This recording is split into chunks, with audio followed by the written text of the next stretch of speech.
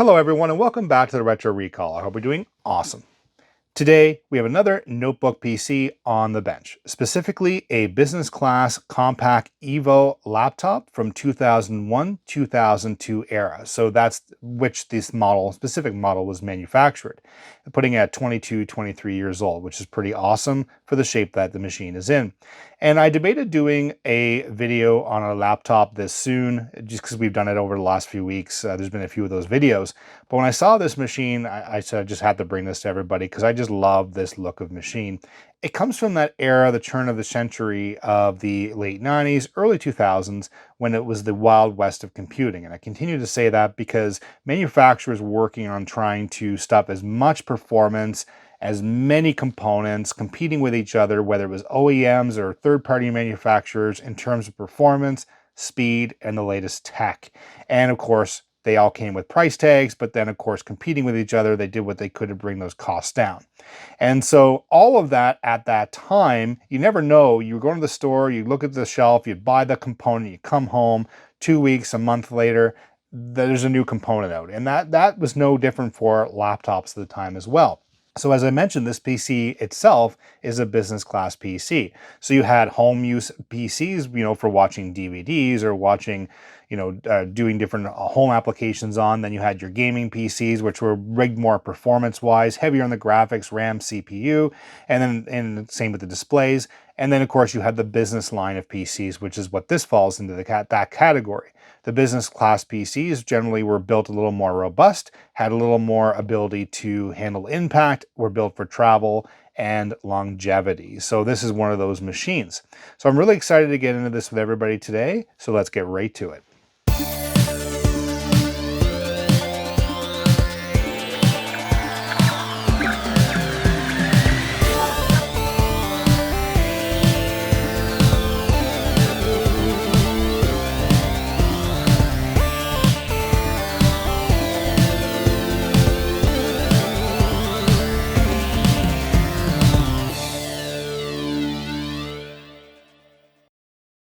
Welcome back. So as I mentioned, this is a Compaq EVO business class PC from 2001-2002. And as I mentioned, this really caught my eye just because of how good of a shape it was in and the different types of options that came with this machine. And of course, it being Compaq before HP really took over their line.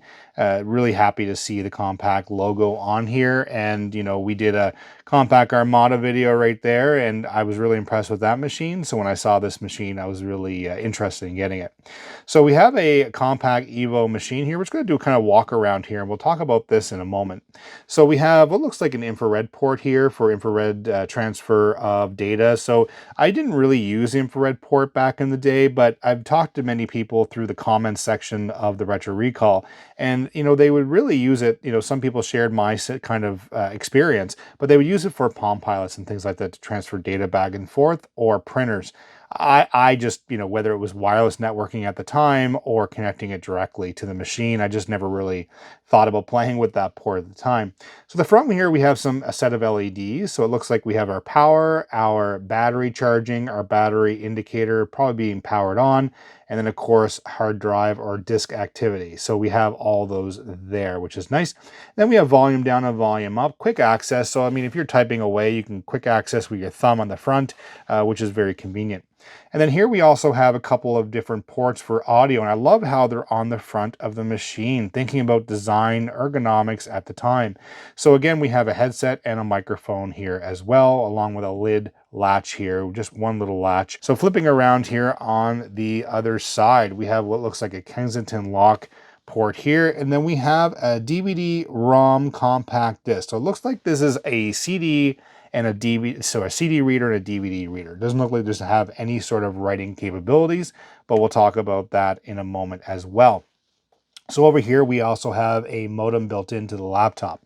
And so when I was referring to the drive itself, this is considered by Compaq to be a multi-bay optical area. So you're able to swap this out for various different drives. So if you had a CD-RW or a DVD-RW or a CD-ROM, different versions of that, you could swap this out for that to be able to upgrade this area, which was nice. And business class PCs tended to be that in that market where you could encourage business environments, IT sectors to be able to upgrade the machines and keep these machines in the market as quickly as possible, while Compaq was benefiting from the different accessories being sold at the time. Because remember, the price points of these machines were quite high back in the day.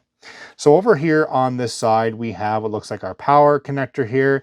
And this did not come with a power connector. I had to find one from my stash, and it was very particular as to what would fit here. I mean, in terms of voltage and amps, that's pretty easy, but the actual connector itself is a little weird. And I find HP and Compaq to be challenging that way.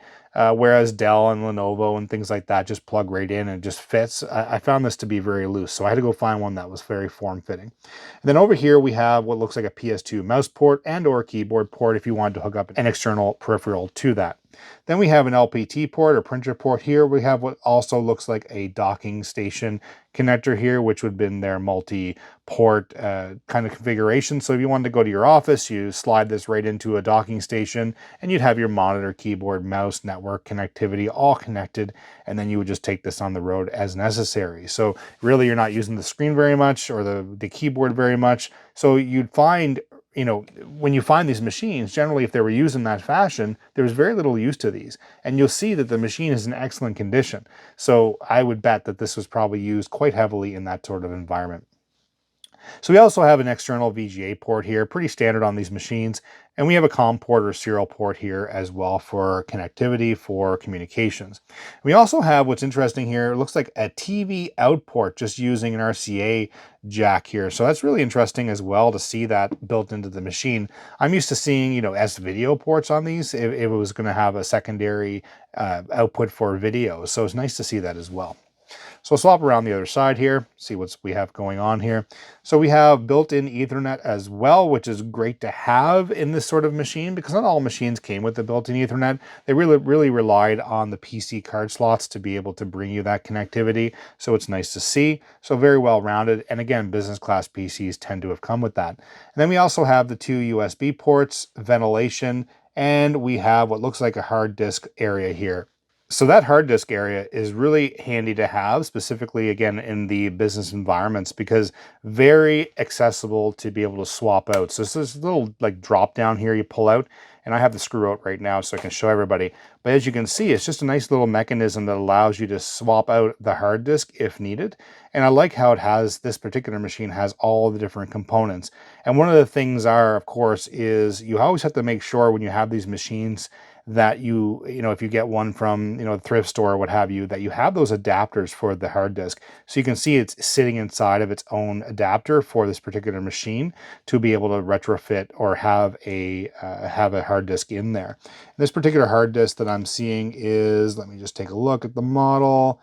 It is a 20 gigabyte hard disk. And I believe these machines came with up to 40 gigabyte, but this is definitely would be a candidate for an upgrade for sure. I'm just going to swap that in just so we can have it in the machine. Very straightforward. It has those two little pins that kind of guide it in, and this slides up inside to really make it nice and fit. So I like the fit and finish of that for sure. And then of course there's a screw on the bottom you screw in that keeps that kind of locked in place. Over here we have a PCM CIA card slot, which is really awesome. So really cool to have that as well for expansion. I mean, when you're thinking about all the different features and components that's in this particular model, having that as well, it just is the icing on the cake, which is pretty awesome. Okay, let's talk about this area for a moment. This really caught my eye. They called this a multi-port, was this Wi-Fi area. So this is what's considered, at least from what I read online, I'm sure I'll get some comments, you know, in the comments section, but what I read online was that this is a hot swappable kind of multi-port. And I don't know what else you would put in this. It wasn't anything really specific, but see, there's this little screw that's right here. So you can do this while the machine is running, according to what I read on the online. And so there's a little kind of button over here. So you push the button and you unhook it. So this particular module, you can see the contacts here that go to the contacts here. So it just kind of makes contact there. And this particular device that we have is the wireless LAN module that would have come with this machine.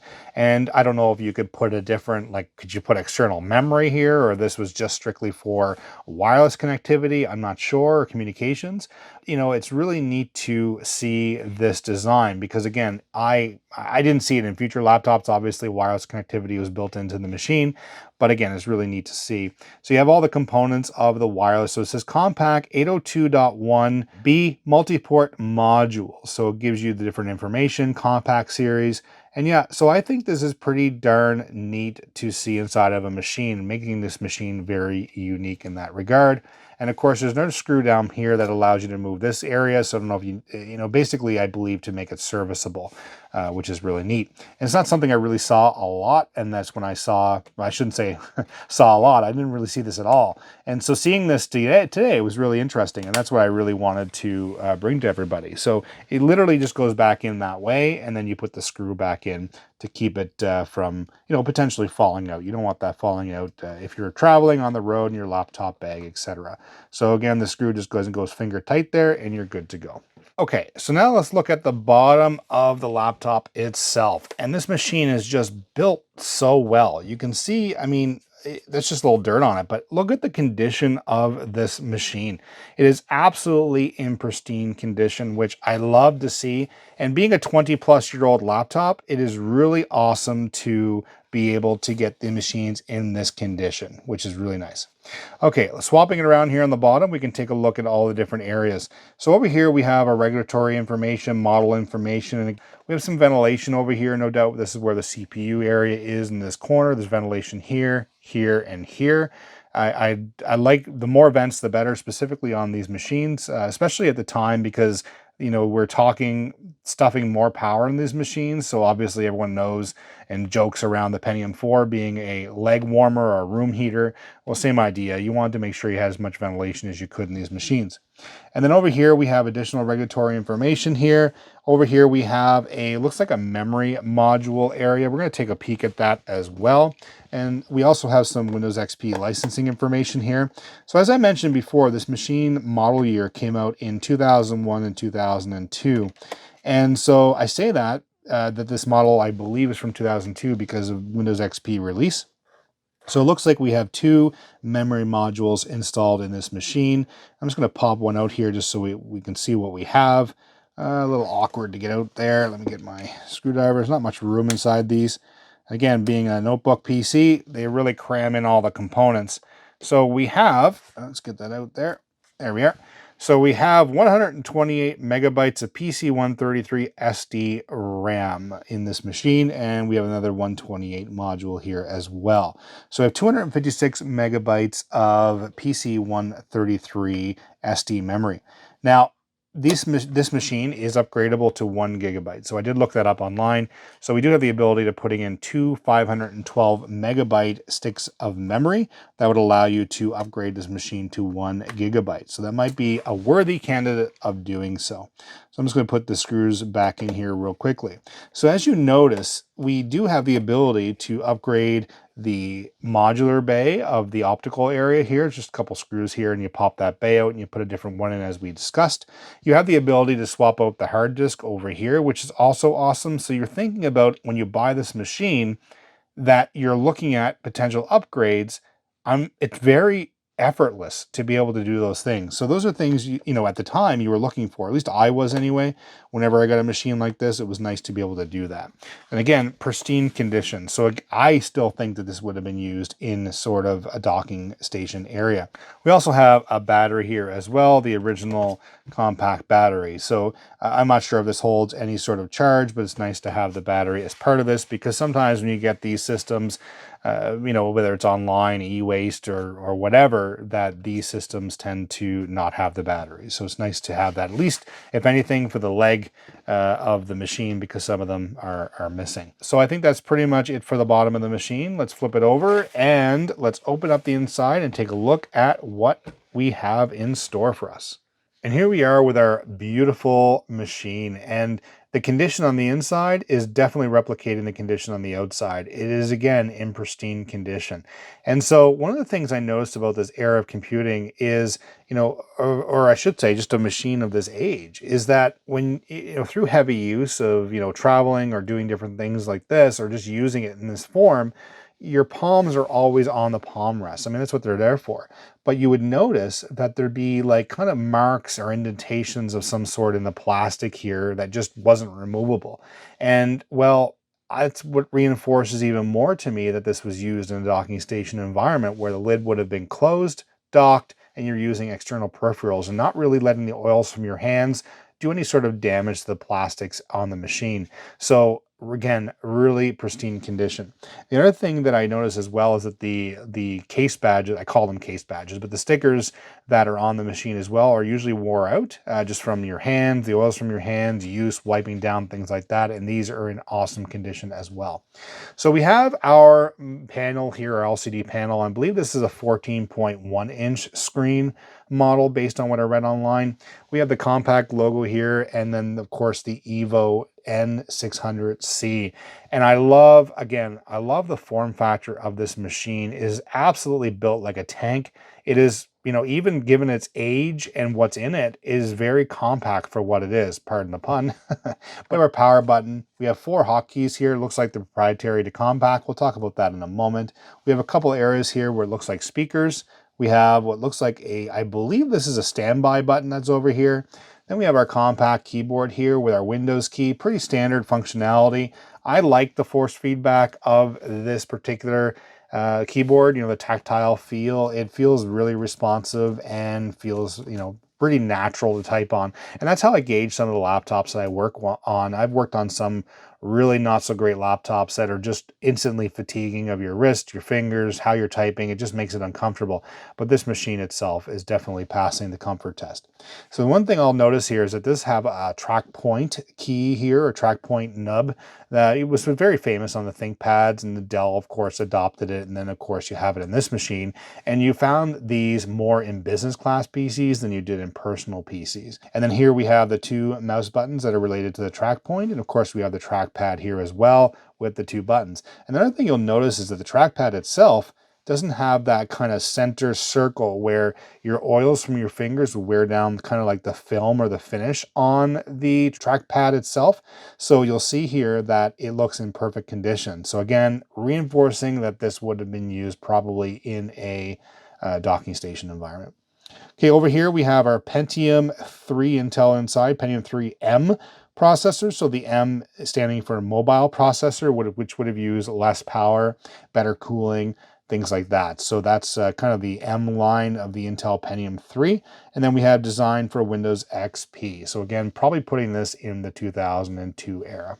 So now that we've gone over the whole machine, one other thing that came with this machine that I thought was pretty neat, and I already owned one of these before, but I didn't really think anything of it until I got this machine with this. So we have a Compaq branded enclosure here with a floppy disk drive. So we have our 1.44 megabyte, 3.5-inch floppy disk that connects over parallel. So that's pretty darn neat to have as part of this system, specifically where these computers were coming out at the time. So they were getting rid of the floppy disk. Floppy disks were still around. I mean, they had USB ones and things like that, but that's pretty awesome to have Compaq branded sitting on your desk, being able to have the ability to be able to utilize floppy disks with this machine as well. So again, very well rounded. All right, now that we have all this kind of ready to go, I think what we need to do is plug it in and find out what we have in store inside. Okay, I'm going to hit the power button here and we'll go into the BIOS or ROM setup here. So we're coming up to the screen. You can see it comes up with the Compaq branding. It said that we had 256 megabytes of RAM, and I just hit F10 to go into the computer setup. And so this is version 1.04. Let's get moved in on the screen here so we can get a better view. Okay, here we are. So we have our computer set up, version 1.04, display system information. So it gives you an idea as you go through this. It gives you a little description down below here. And then we also have F1 for help. So we're going to click on, or hit enter, I should say, on system information. You can see the quality of the panel itself as well is just in, again, pristine condition. I love the quality of this machine. So we have a Compaq EVO N600c Intel Pentium 3M processor running at 1 gigahertz. So we have a Pentium 3 1 gigahertz in this machine. We have one processor stepping, it says. So it's our cache size, L1 and L2. So we have 32 and 512. We have 256 megs of RAM, which we knew. The ROM date that's installed on this machine is 06/02/2002, and then the family number, and then we have a serial number and asset tag. So just generalized information that you'd have for the PC, specifically if you're looking for any support information. So we'll hit escape there, and then so also we have, it says save to floppy, restore from floppy. Well, it didn't detect the floppy drive connected because I don't have it plugged in. But if you did, you'd be able to do different things like that at the beginning. So security, pretty straightforward. So we have our administrator password, power on password, drive lock passwords, device security, and system IDs. I'm not touching any of that. I generally don't do that on these machines, specifically as they get older, harder to get into, things like that. So tools, battery calibration, and hard drive self-test options. So it says here system battery needs calibration, probably because the battery is dead, doesn't hold a charge. I'm not going to do that right now, but it's neat that you're able to calibrate it so the machine can use that efficiently. I'm not sure if you can get new batteries for this or not. Be interesting to look into. Okay, so we have hard disk drive, HDD, self-test options. We'll click on that. So here we're able to do a test on the hard disk right from the computer setup area, which is nice. Specifically, if you're having any sort of issues with the hard disk, running Windows or running whatever operating system that you are running at the time. So under advanced, we have our language options, our boot options, and our device options. So I'm going to click on boot options. So quick boot is enabled. This is where it shows the Compaq kind of logo splash screen. If you disabled that, it would give you a little more information, probably count through the memory, things like that. But quick boot's on right now. It says F10 and F12 delay in seconds is 0, so it allows you to put it in right away. Our multi-boot, express boot, pop-up delay enabled, and our boot order is our multi-bay and then our hard disk. So the multi-bay is what is the optical area, and then of course the hard disk is second. Device options, let's click on that right away. And then so we have our num-lock state, boot is off. We have multiple pointing devices as enabled. If we click on that, we have our ability to disable or enable, so multiple pointing devices, and then we have dual pointing devices. So multiple pointing devices, we can turn it on or off. And then of course, if we have that enabled, we have the ability to go into dual pointing devices. We go in here and do our touchpad, pointing stick, or none. So in this case, we'll leave both on. USB legacy support, pretty straightforward. Internal display controller is primary, secondary. So I'm not exactly sure what a secondary would be in this particular case, unless it's referring to the external video that we have the ability to connect. We'll leave it on primary for now. Our parallel port mode is bidirectional, so you can go in here and change the actual standard of the communications protocol that it utilizes. So we'll leave it on bidirectional for now. Our Intel SpeedStep technology is automatic. Docking base unique identification disabled. Internal network adapter boot is disabled, and then fan always on while on AC power is disabled. So those are the drive, or the I should say the system options that it gives you for this computer. And I'm not sure if there's a later version of this or not. I didn't do a lot of research on that. I did look on archive.org for any resources on this machine. We'll talk about that later in the video. Okay, I think we are good to go. I'm just going to go to File and ignore any changes and exit because I'm not really, don't think I made any changes, but I want to leave it as is. We'll hit F10 to continue. And here we are. We have Windows XP installed on this computer. And yeah, so I'm not exactly sure what version is installed in this computer. When it comes to XP, I don't know if there's a service pack installed or not, or what condition this operating system is in. So when I got this machine, I was more concerned about just ensuring it powered up. I had quite a bit of time trying to get the power adapter connected and that working. So that was definitely what I wanted to focus on. Okay, so it's coming up invalid system date and time. So that's one thing I want to mention, is that the CMOS battery that's in this is probably dead or expired. So we'll have to get that swapped out in a future video. We'll hit escape for now. Pretty typical what you expect from a business class PC in terms of speakers. So we have the sound that you heard coming through there briefly. I don't have the microphone right up to the speakers, but it was kind of tinny, I would say. So we have our track point here that seems to be working just fine. And we also have our trackpad, which is also working just fine. So here we are showing the different options here for network connectivity. Wireless connection as well is available. We have our sound volume, our safely remove hardware, and our Windows security alerts.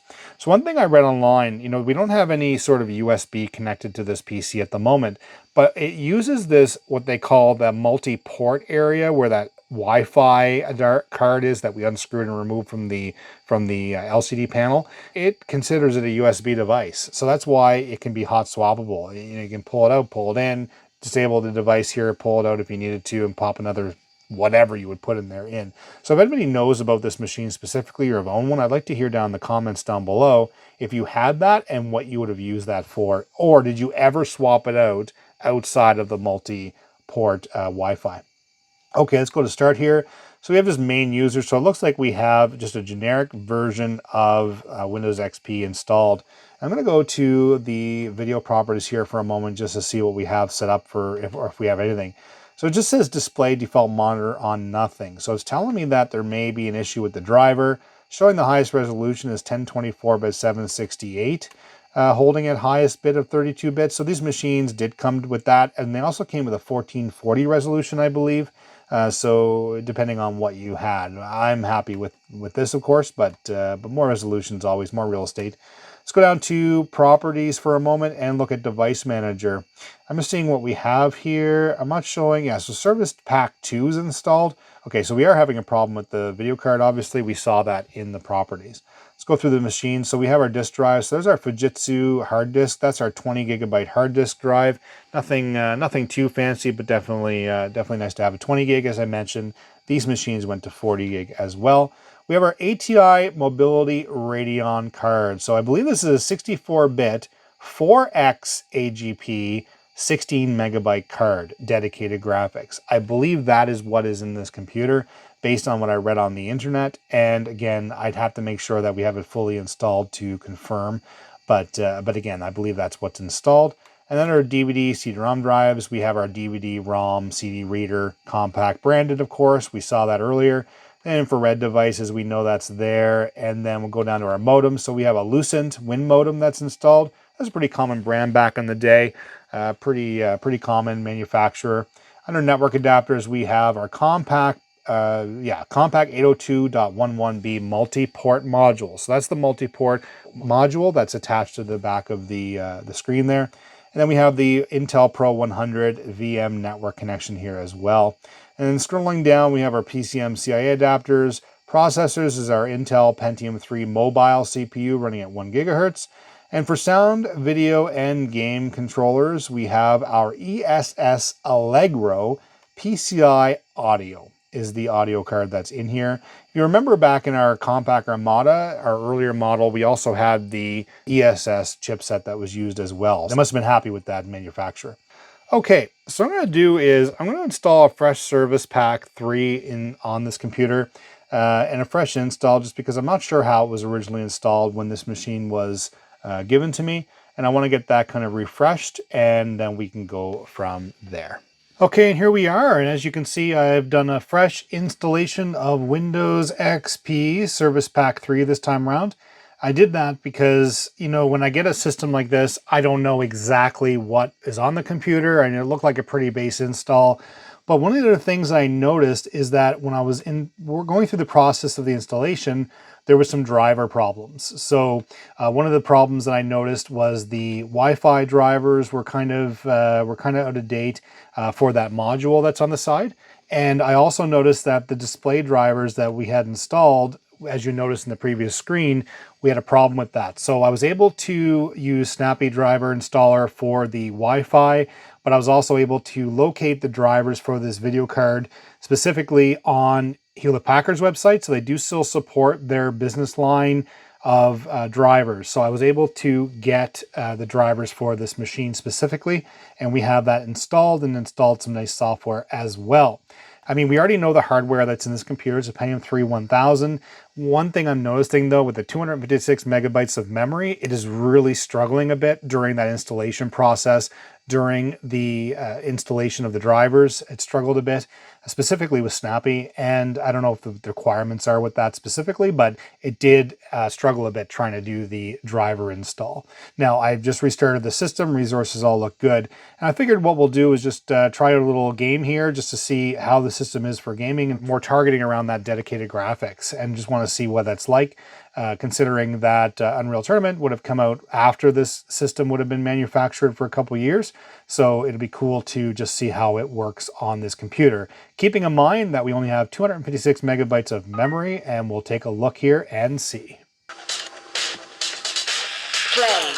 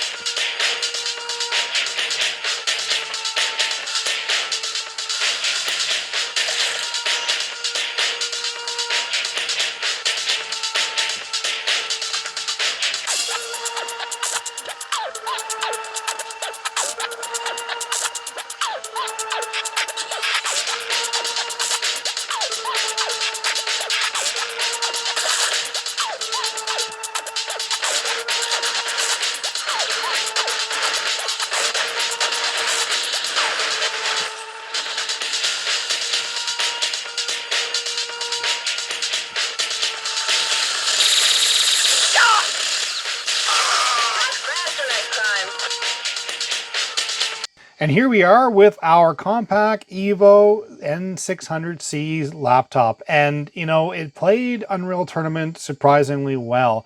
I know it maxes out the requirements based on the requirements that are on the box with a Pentium 3 1000 and with 256 megs of RAM. And you're considering that it requires that, including running Windows XP Professional Service Pack 3.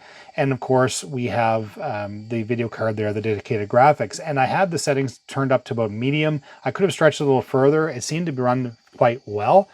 One of the challenges with this machine that I find is that the access times to the hard disk seem to be the biggest bottleneck at this stage.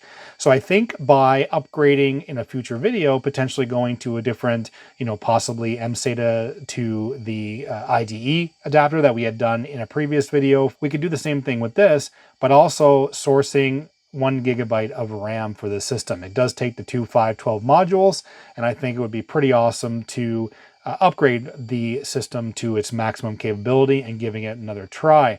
But again, you know, just looking at this system for what it is, I think it's pretty awesome. You know, we have a laptop from 2001, 2002 era. It just really, I'm really happy with it. I'm happy that I get to experience this kind of era of Compaq models, specifically around the business era of Compaq. I was quite happy with the Armada at the time.